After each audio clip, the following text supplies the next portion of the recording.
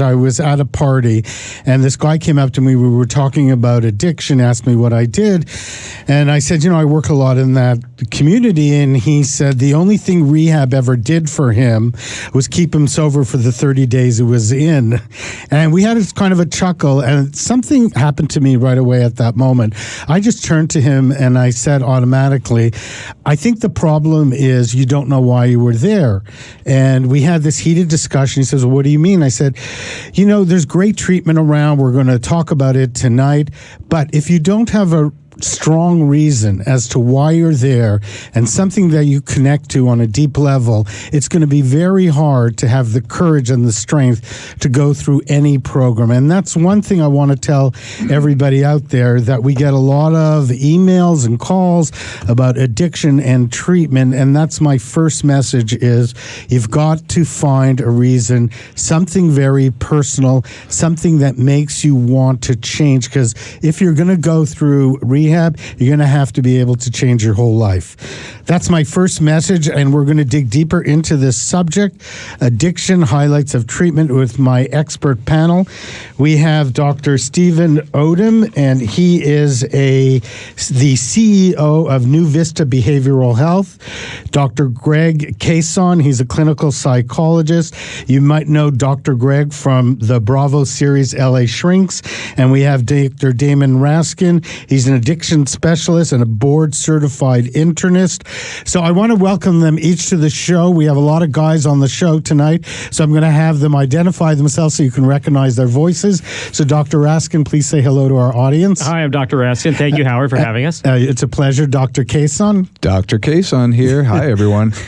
And Dr. Odom. Hi, Dr. Odom here. Glad to be here. Yeah, it's a pleasure to have you on. So one of the things I wanted to ask our panel, I get this from patients all the time when they come into treatment, is trying to define whether or not they have an addiction, or trying to decide whether they're social drinkers or just drinking too much. So I want to ask my panel, can you define what you believe an addiction is when you're dealing with someone who may have a problem with substance abuse or alcohol? So let's start with Dr. Raskin. Well, addiction is very complex. It's actually a primary brain disease. And, I treat everything. I treat everything from hypertension and diabetes, which are, everyone knows those are chronic diseases, but people don't always realize that addiction is also a disease, a chronic disease of the brain. It happens when there's changes in the brain circuitry. It happens because we start losing what normally causes a nice reward. Those things start to change in our brain. And when we know that we're using a substance that we shouldn't be using and yet we can't stop, that's one of the parts of the definition of addiction. I'm going to let some of the other panelists talk more. So what you're saying is the sense that you can't stop. That's one of the parts of it, yes. Right. Now I'm going to ask Dr. Cason the same question. Well, I think it's a complicated thing, because I think there's a behavioral as well as a biological component. I don't think we can limit it just to the biological. And what we know is that the behavioral component does actually change the brain quite a bit. So, but when we look at that, when we look at addiction, it's a word we don't always use. It's a more colloquial word, I think, in many ways. We look at dependence often for substances, but also is the effect that the behavior is having on the person's life. So if somebody has an addiction, or they might say they're addicted to something, they might be overusing it, and it might have some negative impact on their life, and thus they may want to make a change for that addiction. So that's a great point that Dr. Cason brings up, the sense that it's affecting your life in a great way and you're losing control in some ways of what might be considered normal in your life. It's a good point, because a lot of people have behaviors, or they may use substances. The two people could say drink the same amount each time, and one person could actually have a problem with their drinking, and one person could be quite functional, and then we have to look at the differences there. So that functionality is very important to look at. Yeah. And we'll ask Dr. Odom the same question. Your sense of, in your opinion, what defines an addiction? Sure. I think, like Dr. Raskin said, it's very complex, but I think it also is relatively simple. If you think about it in the context of, if drinking causes problems for you or someone who cares about you, then drinking is a problem. And so oftentimes we need to think of in a consequences-based way, that you're the last one to realize that you have the problem when everyone else around you can see it. We even talk about what are known as the ABCDEs of addiction. The person who can't consistently abstain from drinking or drugs, potentially that's a problem. Most people with drinking or drug problems don't have a quitting issue. They have a staying quit issue. I think that's a great Absolutely. point. I was thinking of that, someone that Dr. Raskin and I work with recently, and that was the sense of wanting to manage, this sense of wanting to manage their addiction. So they decided that they were only going to drink on certain days, like cheat days when you're on a diet. Yeah, good luck. But, yeah, exactly. You know what? Right. But some people have to try it out and Yes, see. yeah. Oh, absolutely. And then they have to And fail. like you It's a said, the step rest on the is way, history. I've had people who obviously. said that Jack Daniels was the problem. As long as they drank beer, they'd be fine. Well, that's like saying when it comes to gun control, the problem isn't the guns, it's really the people. But actually it is, so that brings up an important point. So if you're out there, you're trying to decide whether you have an addiction, if it's getting in the way of your life and you feel it's out of control, if it's causing harm to other people around you, you really, what we're saying here is you really need to be honest with yourself and not play with the concept. And that's what I meant about finding a purpose and something that's connected. I'm curious, I'm going to ask our panel, do you think that different substances, or let's say alcohol, there's, different definitions of what an addiction is? In other words, can you be a casual crystal meth user? Like you could be because I've had that in therapy too, where someone says, I just casually party on the weekend, but every weekend, or versus, let's say, alcohol. Well, addiction doesn't really discriminate, but there are certain substances that after you use them a couple times, you feel really bad when you don't have them. And depending on your genetic predisposition for that substance and how your brain actually reacts to that substance, you can actually feel so bad that you want to keep using that substance again just to not feel bad. So there are certain substances, you mentioned crystal meth, for example, that can cause that after a couple of doses. Same with opiates, like heroin, for example. Whereas, you may not experience that using marijuana once or twice or alcohol a couple of times. But again, that makes it a little bit different. I'm wondering what you think about that, Dr. Cason. Yeah, that's, I see you nodding your head. Crystal meth is particularly insidious because people can use it once a month and think they're having a casual usage, but then they're unable to stop. And that particular drug, and any of the speed drugs, are particularly problematic in this way. So coke, and especially smoked cocaine or crack, and also crystal meth when it's smoked or injected, which this is particularly a problem. And of course, I work a lot in the gay community, and that particular community has been hit hard by both of those drugs, by both coke and crystal meth. Do you have a sense of why that community has been hit hard with those drugs? Oh, well, I mean, it's the same with any minority community. It's because of a lifelong of stigma that they grow up with, internalized homophobia, that they grow up in families that don't like them and talk negatively about them, that they don't get support in school, or they can go to substance abuse treatment. I think a good example is, I think less than 10% of substance abuse treatment even have specialized services for gay and lesbian. So they go to these treatments and then they come out and see someone like me and then tell me these horror stories about the other people in treatment basically serving up the same stigma and negative.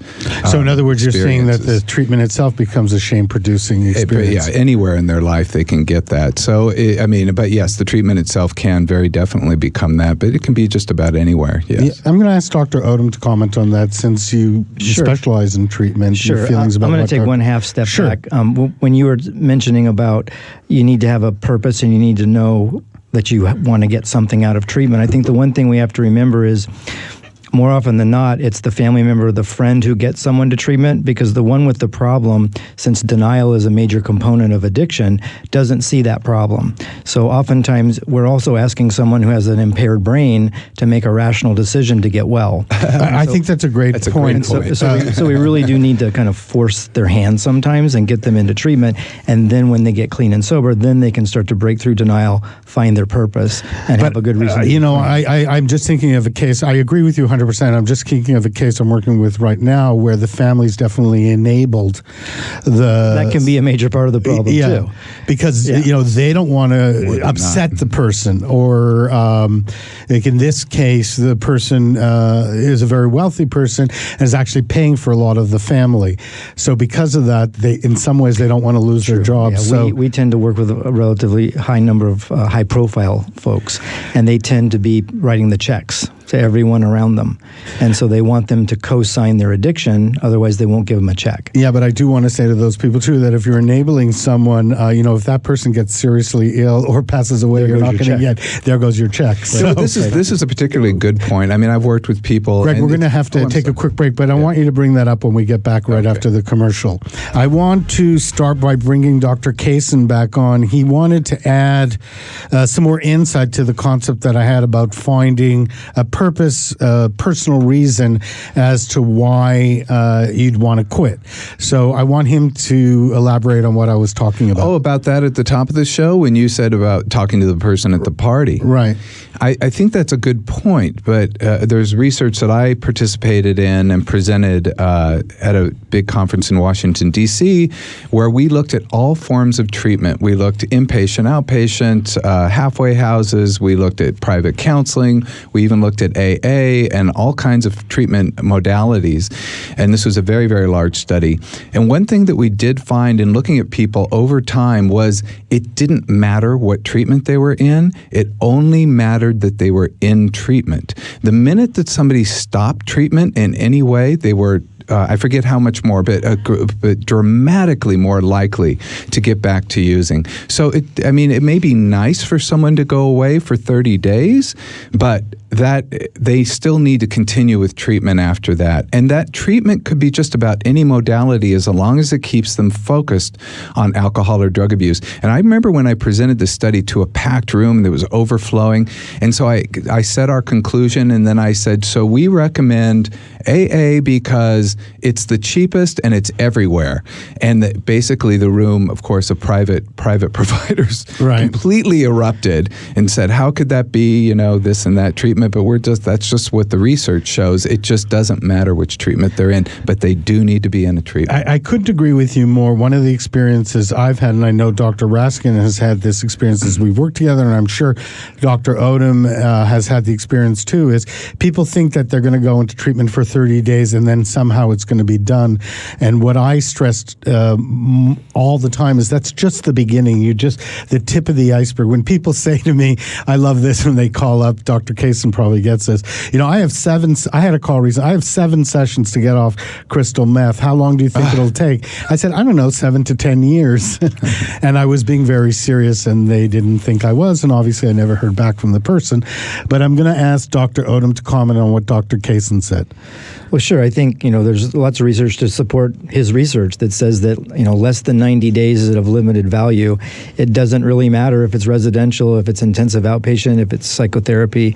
It just needs to be focused on maintaining the skills needed to change your life, because in many ways what you were doing with drugs is a way of avoiding things that need to be faced.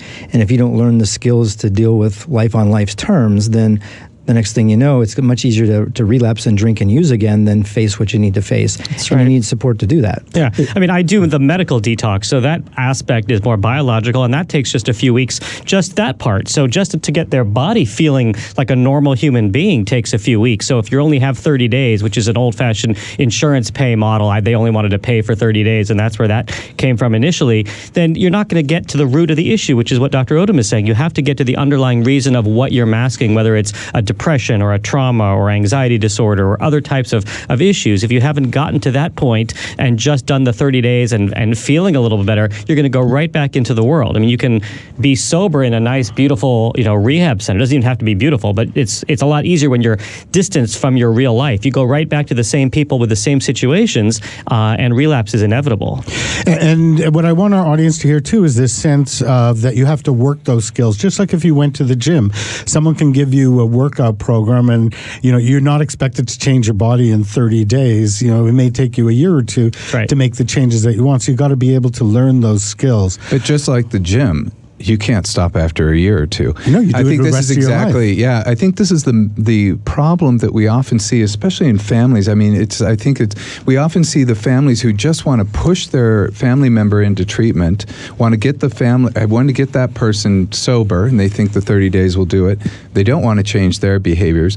Then they have the person come back in, and then they enable the relapse. So we're back to enabling, which is great. I'm glad you brought me there. So let me ask you guys, Dr. Odom, how do you deal with these families? I want to explain to our audience, there might be a lot of people out there that don't understand what the concept of enabling is. Sure. Well, let's just begin by saying from a clinical perspective, addiction is a family disease. And that may not sound right to a lot of folks because the person with the problem is the one we're focused on. And yet, step by step, piece by piece, bit by bit, behavior by behavior, or event by event, we've all participated in someone's addiction because we bailed them out, because they got the DUI, they promised they'd never do it again, so we paid all the bills. And then something else happened 6 months later or a year later, and we paid those bills again, or we got them out of the hot water that they were in. And the next thing you know, something happens and we finally get them to treatment. Then they come out of treatment and the family members are still in their cycle of drama that works with keeping things off center. And here's this person who's supposed to be well, and now they're not acting the way they used to act. And in some ways, without ever meaning to, the family members are upset that things are different. Because the family members are going to have to change, and they may not necessarily want to Exactly. change. I have to look at myself. And so when we talk about change, we talk about first order change, which is stop drinking and everyone's happy. But then there's second order change, which is our whole way of interacting with each other also has to change. And that's where enabling and all the misbehaviors that family members participate in start to shine. Any thoughts, Dr. Raskin? No, I completely. I see you nodding your head, and Dr. completely agree. Cason, You can't just. we need to have this on camera. No, you can't just treat the individual. I agree. You have to treat everyone around them. It's about changing everything about the way that they live and who they're interacting with and how they interact with those people. And I think that that's extremely important. If you don't do that, you're doing them a disservice. I had a client, this was a while back, but it was a very interesting case because although he had quit drinking, one day his partner came home with several bottles of wine and then just insisted that he be able to have wine in the house. And you can imagine this. This is the same if someone was addicted to opiates and you say, well, the doctor prescribed me opiates for my illness. But you've got to start to think a little bit differently when you live with someone who has an addiction problem. And also think about the concept of cross-addiction, that sometimes someone may get off a certain substance or alcohol, and then, for some people, I'm thinking of someone I'm working with, they brought in food into the picture. And even though, some people, there's a debate whether there is a concept of food addiction, the person actually ended up gaining about 75 pounds. Yeah. So, I'm curious, how do you, Dr. I wish our audience could see this. I got lots of smiles going, so we'll have to. You can catch us on YouTube, by the way, too, on Concierge Detox LA. We'll be able to see this on YouTube. You can also catch this show on a podcast. But I'm going to ask Dr. Odom to comment on what I just said. Well, I was smiling because it took me back to a story many years ago where we had a woman who went through treatment. She did really well. About 6 months into aftercare, her husband was also in aftercare, and he came to me and said, I think we have another problem. Every day on the way home from work, my wife stops by the market and she buys a half gallon of ice cream. I said, okay, and then she eats it before she gets home. And sometimes she stops at a second store and gets another half gallon of ice cream, and now she's 40 pounds heavier. And we probably need to do an intervention on my wife because now she's an ice cream addict. And everybody kind of chuckled, but it really wasn't funny. No, I know. It was fulfilling some of the same thing that alcohol was. And sure. I mean, on a biological, metabolic level, it's sugar. It's all about sugar. But on a whole other level, it's about medicating. It's about making yourself feel better. It's about dopamine. But I think also what you illustrated in your story is very interesting because she was demonstrating shame by needing to pull over Sneaking and eat to her, the market. Yeah, and have her half-gallon of ice cream and that's a continual element that we see across the board in people who have dependence issues where it's not functional for their life is they tend to have shame about their behavior and they tend to hide it and lie about it. And so this particular thing just illustrates part of the problem. And there's a great saying in addiction that you're as sick as your secrets, which I think is very helpful. That it was as long as we can start to be able to and get out and work on these things. And I think that's why treatment really is a lifelong prospect that people need to continually address their issues. Which is exactly what we said. People address the issue, let's say, of weight loss or keeping in shape as a lifelong issue. Yeah. They understand, and especially as you get older, it gets tougher. So I don't know why we wouldn't consider addiction that way, it's too. Like people ask me, they come to see me, and I check their cholesterol, and it's super high. I said, well, here's your medicine. And they say, well, how long do I have to take this medicine? Well, I said, well, how long are you going to have high cholesterol? So it's the same thing. And you have to try to, educate and explain it. It's not usually just one visit. This is a lifelong issue. But that goes to our culture. I think a lot of it is that we think you take a pill and it goes away and everything's fine. Yep. And so we have a little bit of a cultural issue. We're always battling uphill, because people think that we need quick fix and it's done. That's true. I'm thinking about this anecdotally. I'm thinking about someone I worked with, and what really helped a lot was the person had to make a complete change in their life. They changed their career, they changed their friends. They actually realized that they didn't like their career through the process, and when they found something that was very rewarding to them and inspired them, and as they said, a reason to get up. I'm not saying that's the only thing that cured their addiction, but it sure helped them move forward, that they felt like they had some sort of purpose, something that they, felt very strongly about. I'm wondering, what about this concept of... I wanted to go back to the concept of shame, but I've just been told we have about a minute. But I wanted to talk a little bit more about that and how shame in a minute. Shame in a minute. Let's fix it.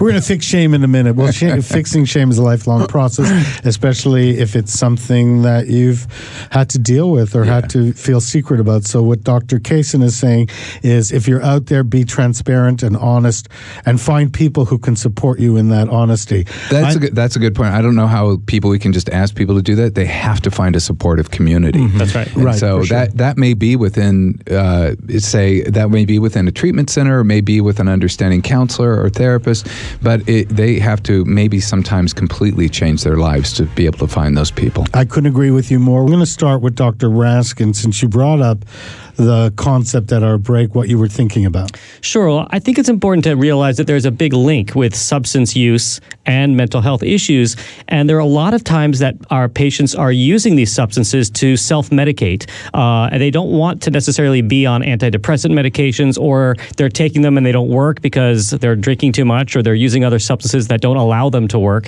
And again, you have to sort of treat both things. You can't just treat the substance use without addressing the mental health issues, and vice versa. It doesn't mean they always have to be completely sober before you start treatment for the mental health issues, but you do have to treat both of them, and you have to treat them together. And Dr. Cason, what are your thoughts about that? I think that's right. You don't have to be sober at the start of treatment. As I was saying, we were talking on the break, but basically I said there's a therapy dictum that basically says you need to be sober before you start treatment, which I think is very harmful, because then it keeps people out of treatment. What you can do in treatment is work with them to help them move toward that goal, where they might stop if substances really are causing a problem in their life. So you can help point that out, and you can help balance that and guide them toward that goal. And I was going to say, a lot of times, as professionals, I know as a psychologist, we don't actually know what's going on until someone starts to get sober, and then we can start exploring. Maybe there are severe issues of depression or anxiety, bipolar disease. And and we probably need to point out that maybe even the majority of people who do have addiction issues do have some kind of comorbidity or an additional mental illness that's going along with it. And to talk about self-medication, it's an odd one. I mean, it's a very intuitive to say, yes, they are self-medicating. Well, one thing we did at the VA where I was on a totally different research project, so excuse me, but I was on several years, and we looked at stimulant abuse and schizophrenia. So we looked at the combination of either cocaine or other stimulants such as methamphetamine and schizophrenia. And one thing we looked at very closely was self-medication. And very oddly, think about it, stimulants actually don't help their voices. It actually makes them much worse. They get much sicker. But at the same time, and we also weren't able to show evidence of any kind of self-medication. So it was very odd. We really did want to find that, but we couldn't find it in that particular population. But what it did show is that sometimes people went the other way, sometimes that they sometimes used in ways that would exacerbate their illness as opposed to medicate or soothe it. I agree with you. I've had both experiences. I'm curious, Dr. Odom, as you listen to what we're saying, and again, you kind of have thoughtful face going on. I mean, I think let's start with the data. There's something called the Epidemiological Catchment Survey studies that happen about every 10 years. The most recent one said that 45% of males, 65% of females have a psychiatric disorder that's co-occurring with a primary substance abuse disorder. So the facts are, at least about half the population of substance abusers has a psychiatric diagnosis. And ultimately, you do have to treat both as primary. You have to treat the mental health issue and the substance abuse issue, because if you don't, you're going to relapse into one or the other. I agree with what my colleagues have said about meeting the person where they're at. And if they come in through the mental health door, let's start working on the mental health. We'll uncover the substance abuse and see what we can do to walk them down that path. I think the one thing we have to be very careful about, though, is that we're playing with fire when we're talking about substances. And so sometimes we may want to walk with them a while to see if they really have that substance abuse problem.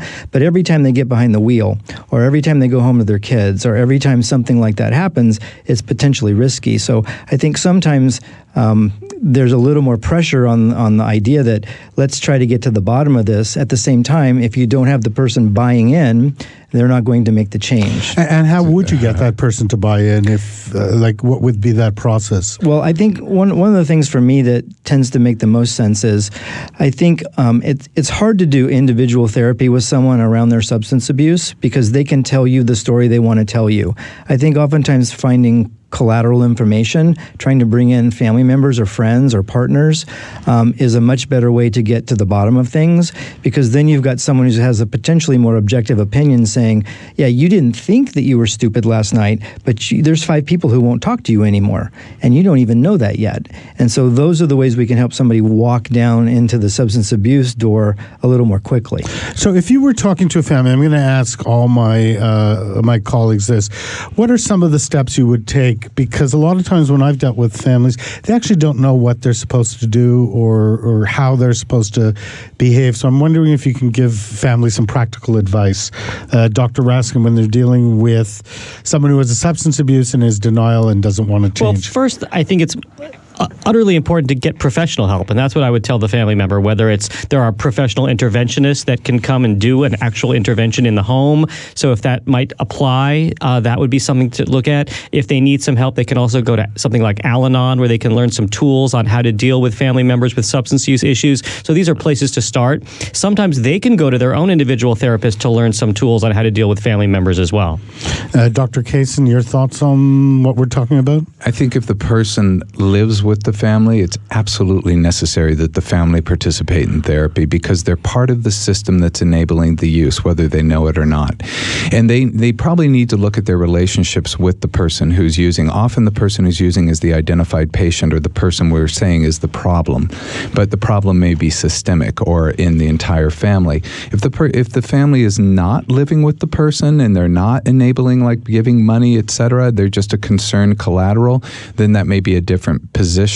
But there are often a lot of scars. And I mean, having been on all sides of this issue and having had friends who've gone through things, and having to go to those painful meetings where you realize that you were one of the people that was enabling that addiction, it can be quite painful and quite difficult. So I agree, it would be nice to have the family to be able to see a professional. I'll never forget when it was down at Hoag Hospital, as a matter of fact, that I went to, they were doing Family Day, and I remember the counselor talking to me on the phone, and I was basically, I've had it. I mean, I was a family member who had it with someone.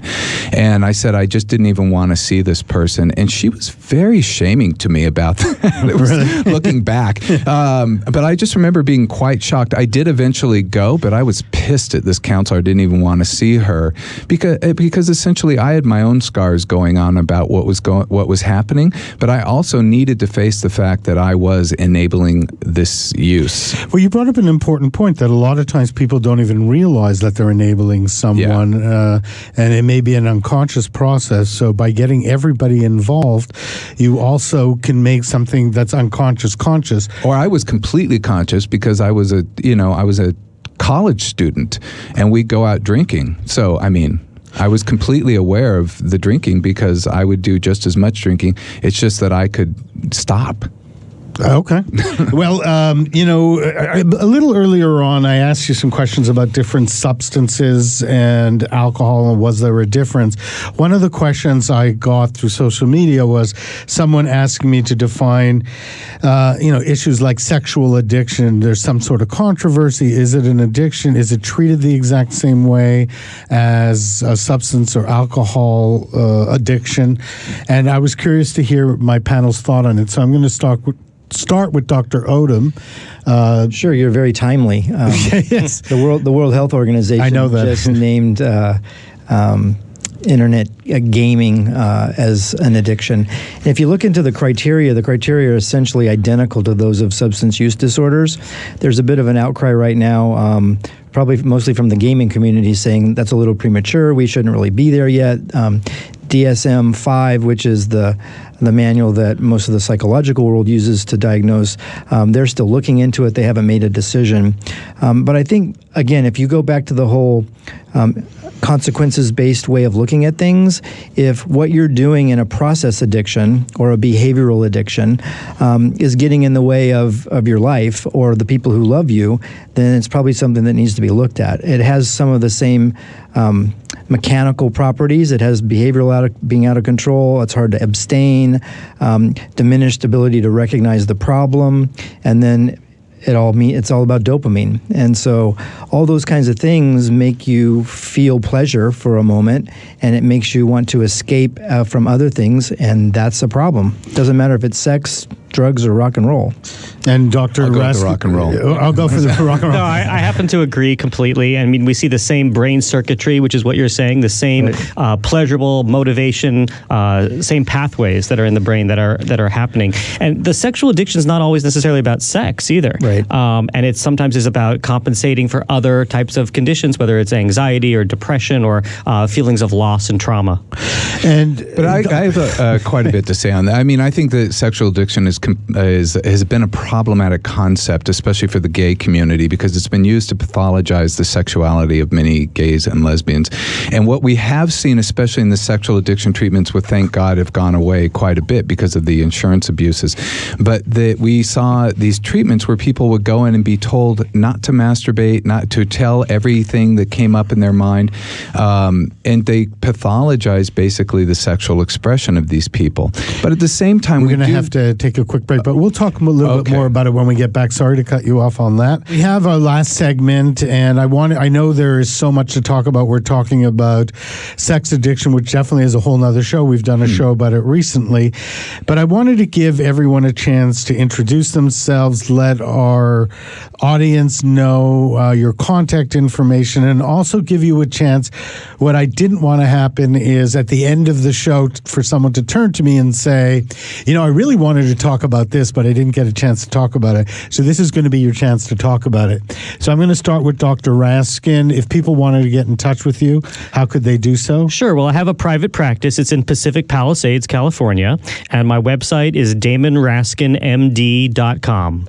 And Dr. Cason, if people wanted to get in touch with you? If people wanted to get in touch with me, I think a lot of people know me more as Dr. Greg from the show. So I have Dr. Greg, drgreg.com. And they could also call me at 877-4-Dr. Greg. That easy. That's great. That's very easy. And Dr. Odom? Sure. I think the best way to get in touch with me is to go through our website, newvistabh.com. And let me start with you, Dr. Odom. So you don't leave with the thought of, I didn't have a chance to talk about, given, addiction is such a vast field and we can't cover it all in an hour. Is there something that you want our audience to hear as a takeaway? I think I want to make sure that people understand that that treatment can and does work also. As much as we hear about, the stories of people going to 30 days and leaving and relapsing, one of the problems with chemical dependency is that, as it was mentioned earlier, it's a primary chronic relapsing disease. And so a lot of folks get really frustrated with the fact that someone might go through treatment and then relapse again. But I think we have to not give up. Oftentimes, in AA, they have a phrase that says, don't give up 5 minutes before the miracle. Mm-hmm. And so I think that we need to keep after it. I also think that we need to know that sometimes when numbers can work for you or against you. And when we look at relapse numbers, they tend to be relatively high, but a lot of people then get sober again and stay that way. One of the populations that we work with specifically are impaired physicians. So we treat a lot of addicted physicians.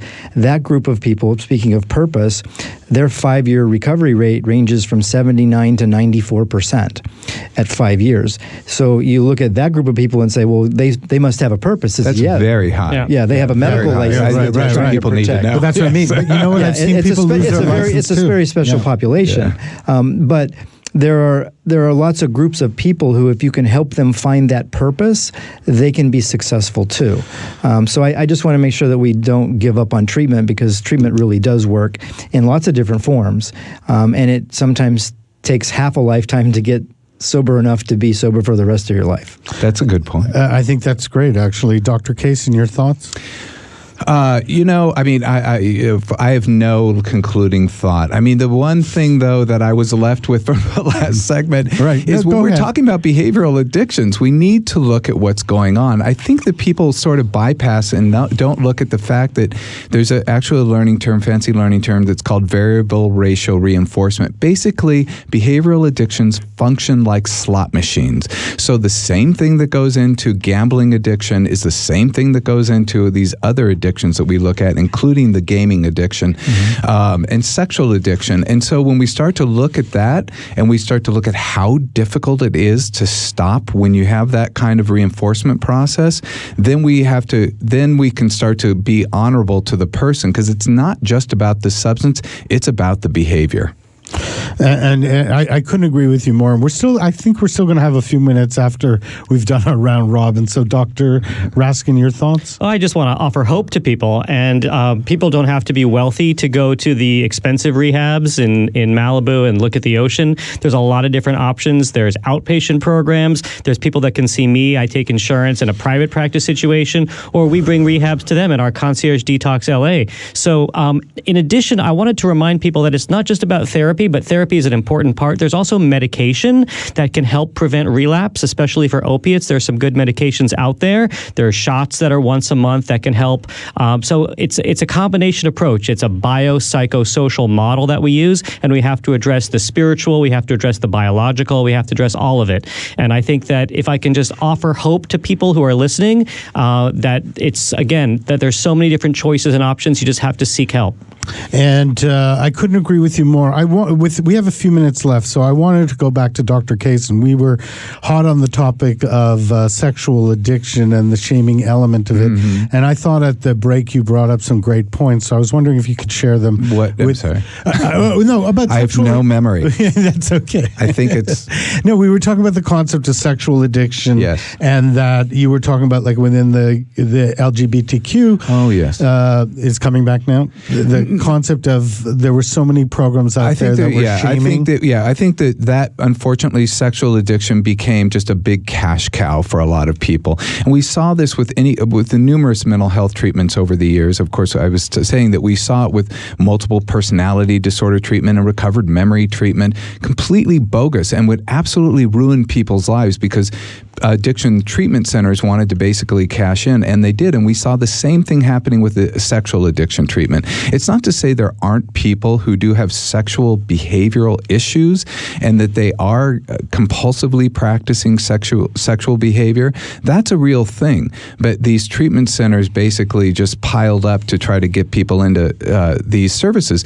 And what we saw is people would have an affair, and then their wife or the husband would say, you're sexually addicted, and then they would go into these treatment centers. So it was used as a punishment, and it was used to pathologize people who were just practicing normal sexual behavior. So I think there's a problematic element. I think this is such a complex issue, addiction in general, complex.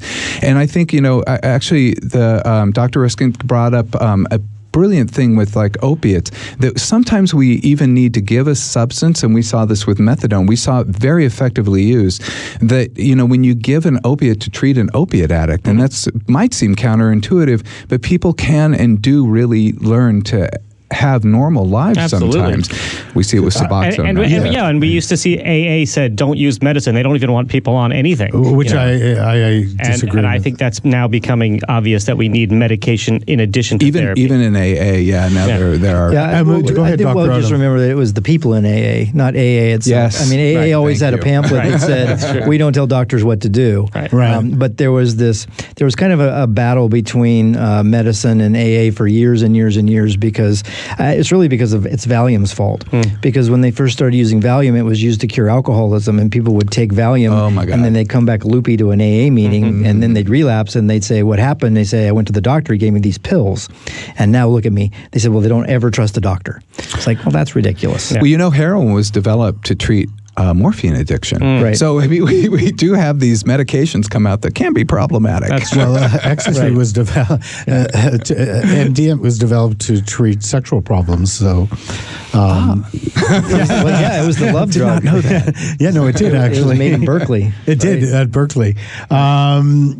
So what about, I was thinking when you were talking about sexual addiction, this idea that we see a lot of men who get into a lot of trouble with... It's always the guys. Yeah. I mean, it's very interesting. Yes, it's always the guys. But when we see Harvey Weinstein being put into different treatment... case. He's a sexual predator. I don't know that that's an addiction. But he claims... But then they use the excuse of sexual addiction that they're being treated for it. So in some ways, don't you think that... There's lots of smiles going on here. Yeah. So don't you think a lot of times that is also used as an excuse, even by... I'm curious what your thoughts are, I think Doctor. Whether it's a chemical dependency or it's a sexual addiction, people need to face the consequences of the behavior. And if you're doing behaviors that impede others or that infringe on the rights of others, there should be consequences for those. And I don't know that jumping behind a diagnosis because your lawyer says it's a good plan to get you less time is the best idea. I see why people do it because they're trying to save their own skin. But I think we as mental health professionals have to be careful that we, like you were saying, we call normal sexual behavior, and when it becomes maladaptive and it meets those criteria that fit into something that looks much more compulsive, that's when we can call it something. But if it's just a way to avoid consequences, then I'm not for that at all. So it's a sense of being compulsive, because one of the things I get sometimes from patients is the fear that they may want to explore themselves sexually or maybe be experimental, and then they feel that may signify a sexual addiction. But that's not what you're talking about. No, that sounds like sexual curiosity. Yeah, that sounds like fun, doesn't it? Yeah, sounds okay. Well, we have about a minute left, so I want to thank our panel very much for coming on. What I want our audience to hear, a few takeaway points, is that obviously we just got the tip of the iceberg. Addiction is very complex and complicated.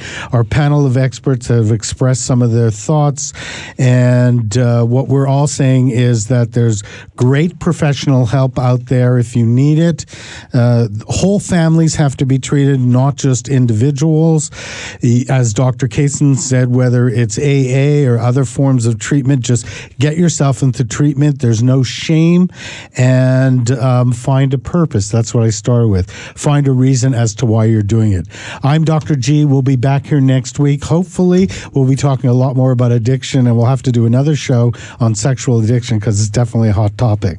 We'll be back next week. 1-800-222-5222.